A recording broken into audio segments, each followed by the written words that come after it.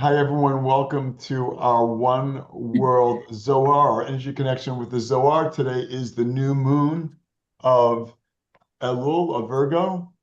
And so that makes it a very, very powerful day. We're inviting in all the lineage of Kabbalists to assist us with our reading today and assist us in gaining whatever wisdom is appropriate for us. Um, I mean, it's unlimited wisdom, but we'll get something, which is what we need to hear exactly. And I want us, as we connect to these verses, to have in mind our connection to the upper realm. And let's begin with the energy of healing for everyone we know who needs healing. Specifically, I want to um, send out energy of healing to one of our students, Lily Bot Clara, who's going through a particularly difficult time right now. And also, I'm going to look at my list of people who need healing, and I would suggest you all think of everyone you know who needs healing, and send them energy of healing. Let's also send energy of assistance to those souls that we know are in the first 12 months of leaving the physical realm, and send them energy of assistance and elevation and comfort on that journey. Yehu ben Avram, Genesis Batzev, Wendy Bat Stanford, Yael Bat Yaakov, William ben Avram. Let's also connect to the energy of Ahavat Chinam, unconditional love, treating everyone with human decency.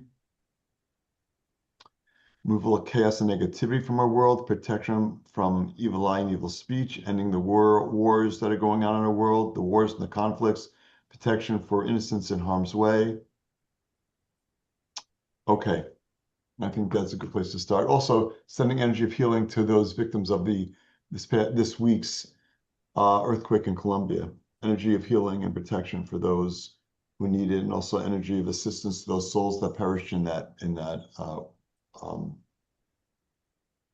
in that earthquake, and also energy of protection and assistance to all those um, first respondents, I guess second respondents too, who are there helping to rescue, and those who are still available, who can still be rescued. Okay, so it's the new moon, so we're in volume 1, prologue, and we're in verse 151. And as my teacher pointed out today, but I've heard it said also, I think I heard Karen say, the sun is the closest to the earth in this month of Virgo.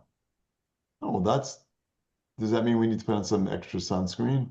So I think the point that we want to consider is that there is more light now, astrologically, Kabbalistically, on what's going on in our world. I mean, our spiritual world. As above, so below. So there's more light, which is part of the energy of Virgo, in that we will see imperfections that the rest of the year we don't necessarily see. And so it's an opportunity for us to work on what it is we need to work on. And maybe it's just as simple as being more sensitive to someone in our life that we're not, more supportive of someone else in our life that we're not. Maybe we're overly sensitive and we need to draw boundaries. But for sure, there's work to do. And what we do this month sets the tone for the year that will follow at the end of this month, beginning with Rosh Hashanah. Okay, verse 151. Petach Rabbi Shimon ve'amar b'reshit bara Elokim ha'ikra it listakla be t'choman de'amar it elaha achara ishtetze me'almin kama de'itmar kidna temrun lahom alahaya did shmaya v'arka la'avadu yevadu me'ara umin techot shmaya ela begin the late ela achara bar kutchabrichu bil chodoi. So Ron, do you want to read the little introduction there? Yep. Okay. The heavens and the earth synopsis. The Zohar discusses particular forces and beings of darkness that dwell in lower worlds and that often move within our midst. Okay, so like we don't really see the particular forces and beings of darkness that dwell in our lower worlds. What, do we see that? I'm looking around. I mean, I don't see that. So this is an opportunity for us through this reading to be more sensitive to the energy that is in the world around us. Go ahead. Much of the turbulence and turmoil of life originates from these entities. Doesn't look like that. It looks like that the energy, the negativity that goes on in our world, the turbulence and turmoil, it just looks random, but it's not random. It's not random. For those of you just joining us, and I'm literally three people just joined us, or you may have been waiting, and I didn't notice, Roshan. I'm sorry if I kept you waiting. Um, we're at verse 151 in volume one, as this is the new moon. And at the new moon, we'd like to connect to the seed level for the Zohar, as this is the seed level for the month of Elul of Virgo. Okay, Ron, let's continue. The Zohar empowers us to banish not only darkness, but also the negative forces that give rise to it. Okay, and it seems to, Ron, does it make sense that those are two separate ideas? Anybody? Darkness and negative forces. I would look at them as the same thing. We're not in Shoftim. We're in volume one because it's the new moon. Yes, David, And, they're two and different in it, things. Ron, I'm sorry, Peter, what? Yes, they're two different things. How would Right? you explain them? The way I would try to explain it is we know there is light and darkness in general. So there is these positive I'm going to use the word challenging light that exists at all times, right? And then there are they're calling them entities, there are other forces that are trying to challenge us. So you've got a second level of however you want to say it, of darkness that is trying to prevent us from staying connected to the light. Instead, differently in the more positive way, right, gives us the challenge to move towards the light. You think it's like cause and effect? Like the cause is the negative, the cause would be The second piece. The second piece. how would you explain it in a cause and effect way? Well, to me, the negative forces, and again, they're calling them in entities, right? So we're talking about all of those situations that come up to us, and we have the chance in that moment. Are we going to fall prey to the negative side and get caught up in our thinking, in our the movies that we run in our head, or are we going to say, wait a minute, thank you, chance to connect to the creator, please lead me in the right way. Yeah, okay. So great. I think it's important. I mean, just to think about that. And again, like even when I have a negative thought, I'm like, oh my God, why am I thinking that? No, that's not you. That negative thought is not you. It's the influence of the negative entities and the negative energy. Wait, I want to add to that, David, not add to it. I want to share so I scan a number of the 72 names as the final part of my morning constitution with prayers and et cetera, right? And literally there are certain three-letter combinations where you're praying to not have this happen, and it comes in your mind at that exact moment. It's crazy. So, I mean, listen, it's crazy because it conflicts with how we view the world around us. It's like it's our limited view of the world. What we see as crazy, just like what we see as a miracle, miracles are the norm in the upper realm. So things that we see as crazy, like it's only because in this realm we don't see the full reality. We see partial bits and fragments. And so we look at those bits and fragments and we think that those are normal. I also want to add, I think what Peter was saying, that when you're saying there's two, at the last part of this statement says, but it also the negative forces that give rise to it. So the negative forces are like maybe like the active part of getting us hooked or checked out, and the darkness could be the result of that. Like what you said Yes. comes to Yeah. this thought comes to you, you could either entertain it and take action because of that thought, or you could restrict. Right. Ron, I So, like that.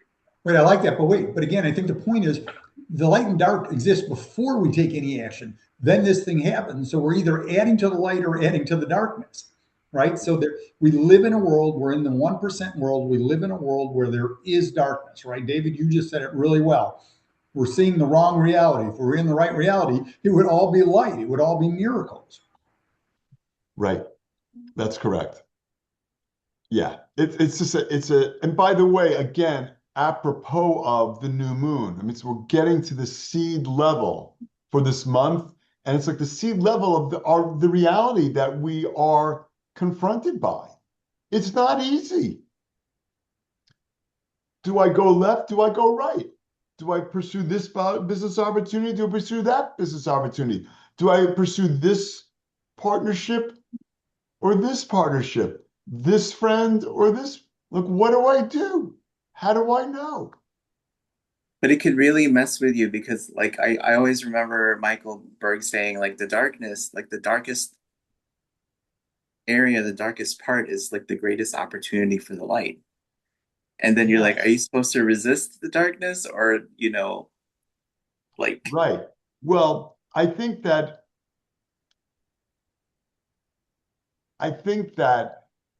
it is confusing.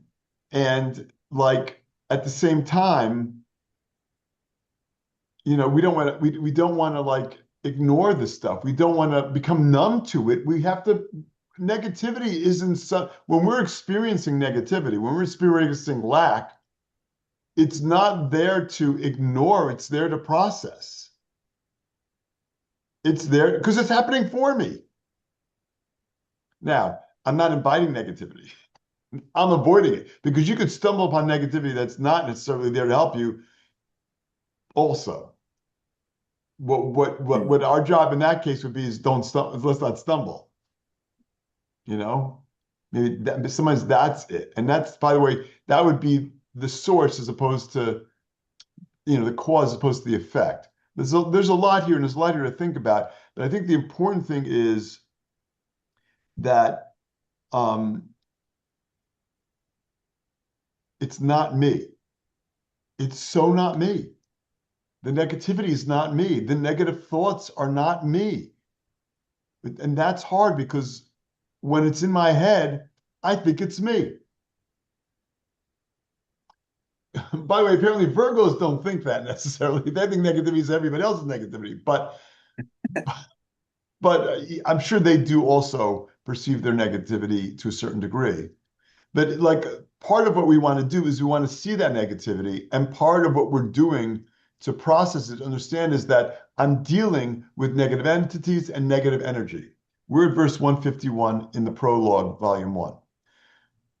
I need to process that. I need to work through it. I need to avoid that. And I need to also acknowledge that that's not me. That's outside influences that I want to create boundaries around. Somewhat paradoxical. Paradoxical. Okay, let's continue.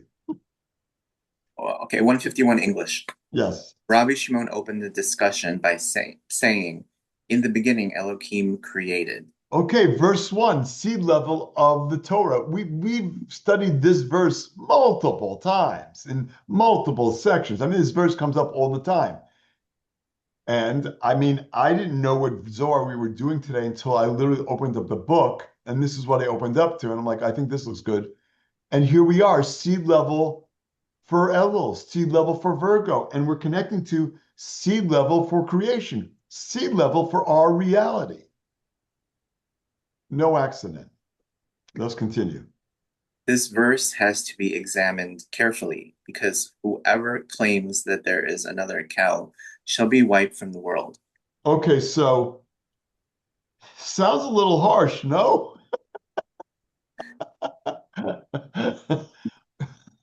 I mean, it really does sound harsh. What the Zohar is telling us is that we need to work on our consciousness in that how reality presents to us is a fragmented world. It's a separate world, separate influences, separate this, separate that. It's like It's not one unified reality. That's how it presents. And that's the illusion. That's literally the illusion. It is unified. Well, it's not unified. I have friends in other places of the world. I'm not with them right now. Wrong. You are. You're connected to them. I have someone I haven't talked to 20 years. And how am I connected to them? You still have a relationship with them.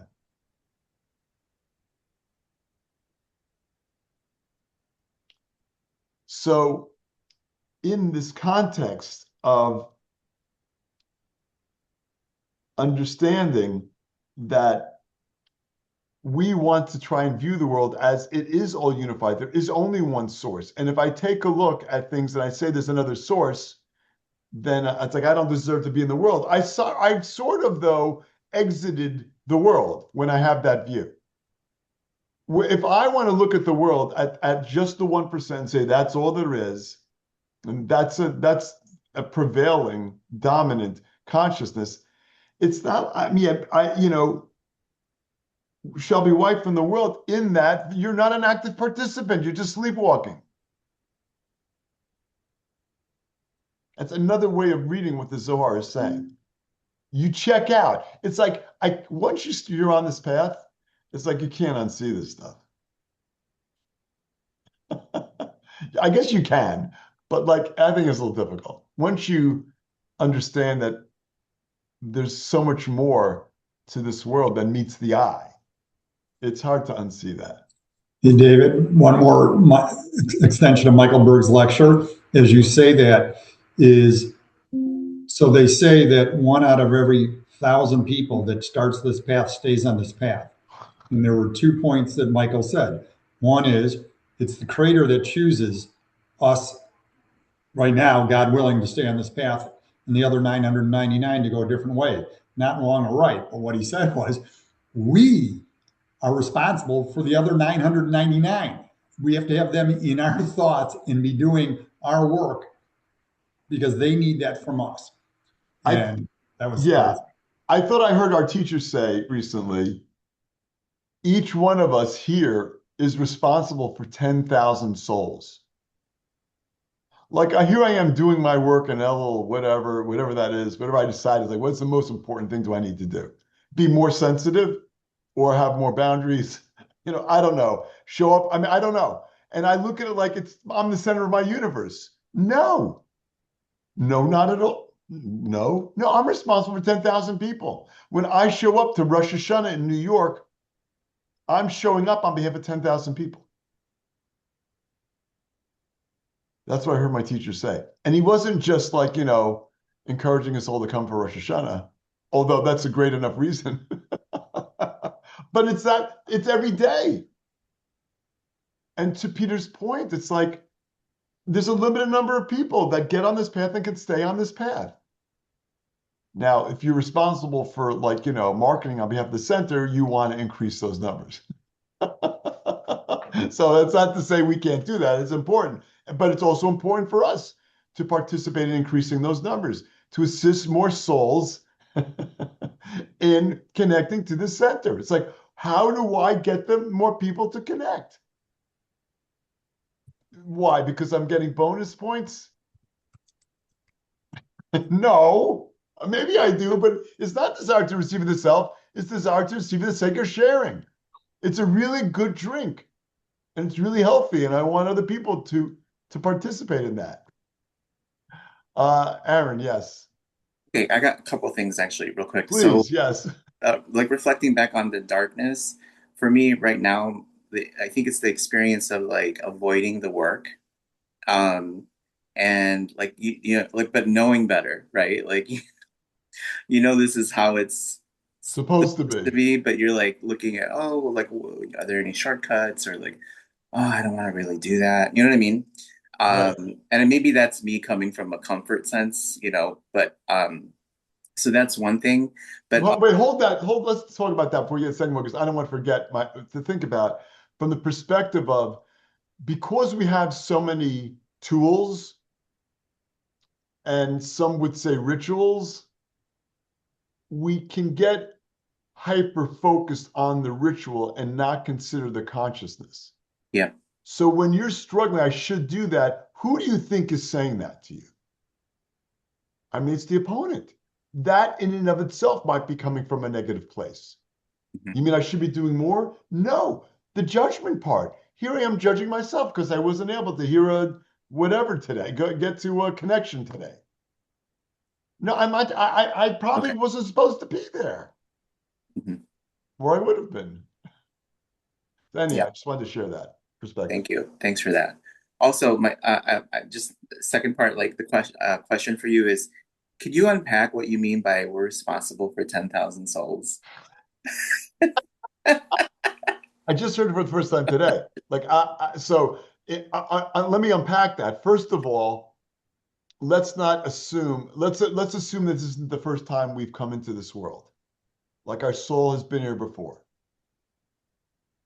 Second of all, it's one of the teachings that comes up, and this is going to be a little bit freaky. I'm just saying it right away, is because we're so close to the Gemara Tikkun, the final correction. There's this idea that you're actually reincarnating in multiple places at multiple times. You mean like multiple timelines? Like, No, no. yeah, no, multiple versions of reality. Okay. I mean, I would submit like your doppelganger actually is from the same is that your Same doppelganger soul. actually is coming from the same root. Uh-huh. So that may just be another aspect of your soul that's here to correct something else. Okay. And that doppelganger isn't at the center. Hmm. And then there's this idea of the book, which I highly recommend, called Dark Matter, which has now been turned into a TV series, which is And it's every based in Chicago. yes, it is. Every Yeah. decision that you make creates another trajectory for your soul. But I only have consciousness for one. Thank God. I'm having a hard enough time with this consciousness. So I don't know what he meant by 10,000, but right away, you know, and then there's just other souls that we just have connections to. Mhm. People we haven't talked to for 20 years. I got a call from my college roommate. I haven't talked to him. I think the last time I saw him was 15 years ago on a trip to Chicago. David, the lecture I heard, so again, whether it's 1,000, 10,000, whatever the number is, what it was saying was we don't know who we're responsible for. We don't. And the point is that every time we do an action, that is creating the positive vibration in the world where you may be helping that person to either connect and come to Kabbalah or get over that challenge they have. So what we have to be remembering is it is our job. And by the way, you kept saying it's not my job; it's all the Creator. If we limit it the minute we say I, so our work in the world is to and again, I don't even know how to articulate that when you think about that concept. Our work is to act like the creator so that everybody that is in this existence can help create the environment where Mashiach can happen now. Absolutely. And by the way, as you're saying that, what's coming up for me is this idea. Here we are, like we begin class and we anchor our consciousness in connecting to the energy of healing through these words in the upper realm. And like, well, we're connected to them. I'm connected to those people on my healing list, whether I know it or not, whether I know them or not. So like I need to be I need to be responsible for that. I need to think about that. One other comment, one other point that he made that ties in, that's bringing a new idea is ve'ahavta l're'acha kamoka, love your neighbor as yourself. And given that this is Elul, given what we're talking about, is the minute we think we are no longer in partnership or whatever with everybody else in the world, right? So as we're talking about this, we need to be thinking that we are here for everybody, right? There is nothing that separates us. And David, I think you led a conversation the other day when we were talking about one soul. What does it mean? We say one soul all the time, connections and whatnot.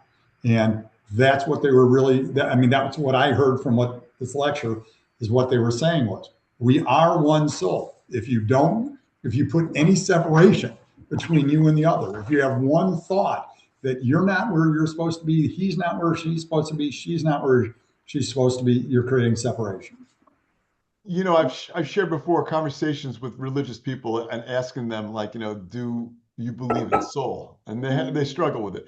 I just want to throw that in there, but I will also want to consider, though, that I don't want to judge them for that, which is hard because I've been on a journey of discovering soul. I didn't think I had a soul. I was taught I didn't have a soul.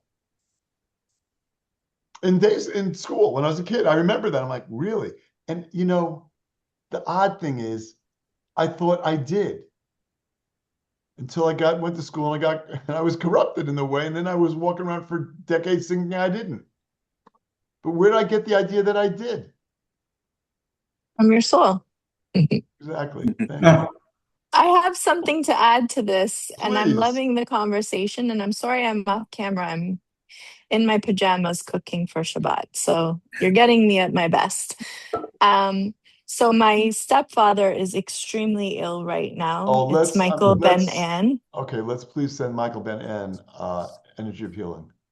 Thank you so much. And so he's a very spiritual guide, not at all connected to Kabbalah, but just from his soul, he knows all the stuff that I, pay the Kabbalah Center thousands of dollars to study and experience. Like he just has it, like he knows it and he gets it. And so sometimes I speak to him on the level that I would speak to a very, very, very senior, deep student. I just try to change the wording so it's like, so he can access what I'm sharing. And so he's very sick. And I told him, I'm going to share with you a secret about healing. And I don't know if you guys remember this lecture from Michael many years ago now. He said that when a person is sick, we shouldn't actually pray for their healing. We should pray for the part of the Shekhinah that needs healing, that only that person in their struggle, in their healing process, only they can repair that part of the Shekhinah that is, I don't want to say broken, but there's like something there that needs repair. So I sent him a message explaining that to him. He messaged me back. I didn't hear the response yet, but even just that question, Aaron, that you asked of like, how are we responsible for the 10,000? And I think about Monica saying, the world is my responsibility. And at the end of the day, like we're all responsible for the Shekhinah, which is essentially all of us. Right. It's so powerful. And also, you were anticipating what I was about to say, which is I think we have to reimagine what we mean by soul. Yes. And this idea that someone who has any kind of physical challenge, an illness or whatever, any kind of physical challenge, they're dealing with that is repairing aspects of the Yes. Shekhinah. Like that Exactly. is a really elevated perspective.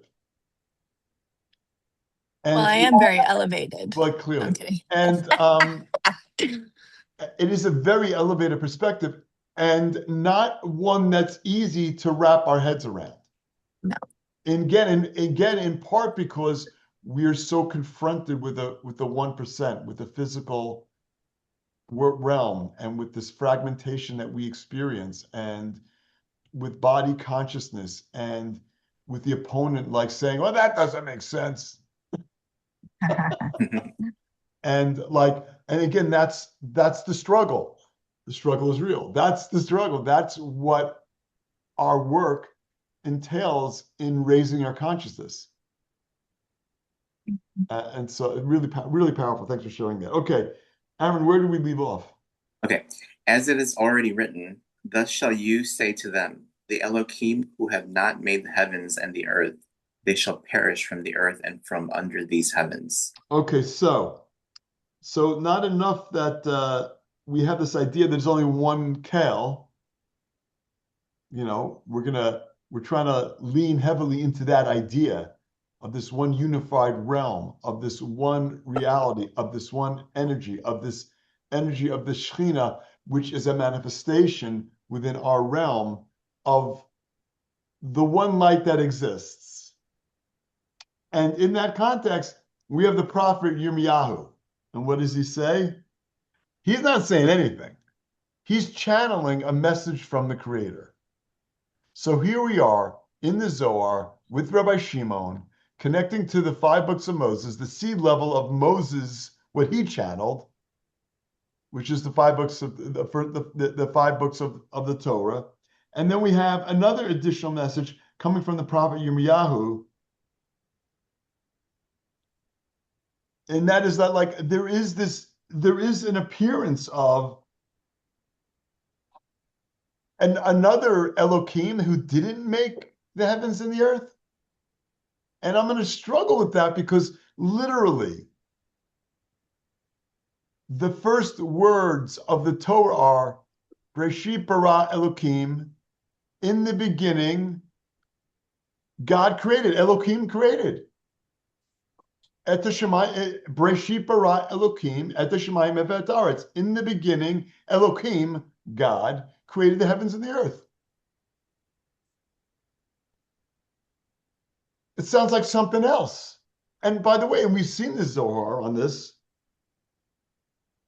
Well, I guess if we continue, we're going to see that verse, unlike normal literature, doesn't have punctuation because it can be read in multiple ways. Because ultimately, it isn't written by man. It's coming from the light of the upper realm. It's a manifestation. It's not literature. It's a manifestation of the light of the upper realm that shows up in those holy letters, in those holy words, in those holy verses, and it's connecting us to Ein Sof, limitlessness. Hey, David, for the benefit of the newer people on this call, as well as the people that are listening to the recording, maybe you can just articulate that a little more on the fact that it has no punctuation, because we've read many things where if you take these 2 words and then you break it up and write, so maybe you can just expound on that a teeny bit for more clarification. Any ideas? I mean, the letters themselves, those 22 letters, are not a man-made alphabet. What our teachers tell us, what our understanding is those 22 letters, and the Zohar goes into this, are the genetic code of our reality. Our reality was created with those letters. So they're not letters like ABC. They're channels of energy. Like the Aleph Bet, those letters are in everything we're encountering. Everything we encounter in our world is being channeled through those letters. That's what makes those 22 letters so extra special. They're metaphysical. And there isn't another alphabet in the world that does that. I hope that was helpful. Okay, let's continue. Because there is no other creator Excuse besides. me. yes, Rocky, go ahead. Yes, I put in the chat a long time ago, and I haven't got an answer. I've been waiting. Where are we at? Is it volume 22? Hey, Rocky, it's right. I responded. We're volume 1, paragraph 151. Volume 1. Okay, so all right. Because it's new moon. Because it's new moon today. New moon Okay, of Virgo, of Elul. Volume 1, paragraph 51. Thank you, Peter. 151. Paragraph 151. Okay. Let me read that because Yes. there is no other creator besides the Holy One, blessed be He alone. Okay, so it's a paradox, a world of fragmentation, a world where the creator has multiple names, a world where, here's the thing, in this paragraph, there are negative entities and negative energy. You mean that guy works for the creator? Yes. The negative angels, they're on the creator's payroll. Well, how do I reconcile that? Well, I don't want to leave you hanging on that one. There's light, and then there's the absence of light. And that absence of light is an entity that spreads negativity. Is that happening in the upper world? And not as far as we understand it. That's part of our world. What do we have? Why do we have that? Because it gives me the opportunity to elevate. It gives me the opportunity to do my work. It puts a hurdle in front of me that I will use to elevate. Every hurdle I have is for me, happening for me, so I can elevate. Every challenge is just another hurdle. Okay, let's read one more paragraph, see if we get one more in. Well, that was a fantastic conversation. 152. The high kra yu targum bar mimilad the sof kra itema begin the malachim kadeshim la nizkakin the targum velo ishtamod an be milad yaot hilamemar belish na kadisha begin the yishmaun malachim kadeshim v'yahon nizkakin orai lora oda alda. Ela vadai begin called Ketiv Targum, Kach Ketiv Targum. Dela nizkakin be malachin kadeshin. Vela yikanun bebarnash lav ashale. Begin div hai kra. Bichlala inu malachin kadeshin. Daha inunun Elokim ikron. Uvichlala Elokim havo. V'inun la Avadu Shmayav Arkat. Just want to say that it's time for my annual eye exam. I'm having some problem with the letters. Okay, Aaron. This verse is written in Aramaic, with the exception of the word the. Oh my God, what is written in Aramaic? Breshit bara Elokim. Hang on a second. Is that the verse, or is it the verse from Yirmiyahu? Well, we know the context why it's written in Aramaic. Let's continue. Let's see. Which appears at the end of the verse. If you suggest that it is because the holy angels do not listen to the translated form, referring to the Aramaic language, and are not familiar with it, then on the contrary, this verse should have been said in the holy language, so that the holy angels would hear in order that they approve of it. Okay, so Shabbat shalom, everybody. Shabbat shalom. So in this context of this reading, the Zohar is pointing out something really important. The angels don't understand Aramaic. Mm-hmm. Why? Did they not take that class in high school? Like, why don't they understand Aramaic? Yeah. Because it is a language that is unique for us to do the work that we're here to do. We're here to do work. We're getting messages in Aramaic. It's not for the angels to do. And there are negative angels. And we don't want negative angels finding out the deeper insights to assist us in doing the work that we do. It is an advantage that we have, that we can understand Aramaic and they don't. We're going to close with that because we're out of time and I respect everybody's time. It's a whole interesting conversation the rest of the paragraph, because the angels can become envious of us with the work that we're able to do that they're not able to do. Remember, at Mount Sinai, we were given the job of perfecting the world, of finishing the job of creation. And up until that point, it was the work of the angels. But we have taken over from that. That's when all this information that we're studying, this Torah, this oral tradition, was given to Moses. At the same time, we were given the responsibility of fixing the world. So again, for us today, a lot of really helpful information about our personal journey, the journey of the souls that are connected to us, the responsibility that we have in assisting all those souls that are connected to us, and understanding both in the work that we do and in the healing that we need to do, we are fixing the Shekhinah. We're fixing the world. Those things are happening for us, not only to help us do our individual work, but also to help us complete the work of creation and perfecting the world. Okay, everybody. Thanks for all your participation and help and assistance, and sending out energy of healing to everyone we know who needs healing. And love you all. Shabbat shalom. Thank you, guys. Chodesh Tov. Chodesh Shabbat Tov. Shabbat shalom. Chodesh Tov.